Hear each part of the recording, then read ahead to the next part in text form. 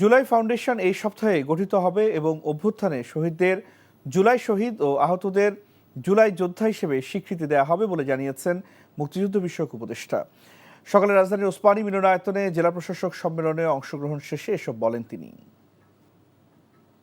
অভ্যুত্থানে যারা শহীদ হয়েছেন তারা জুলাই শহীদ নামে খ্যাত হবেন এবং এই নিরিখে তারা সনদ পাবেন, পরিচয়পত্রও পাবেন তাদের পরিবারগুলো।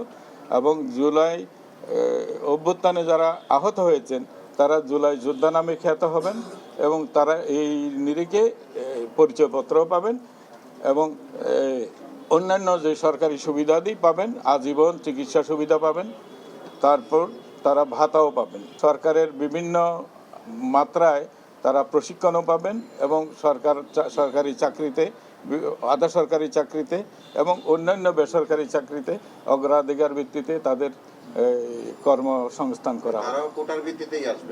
না, কোটা না, কোটা মেধার ভিত্তিতে।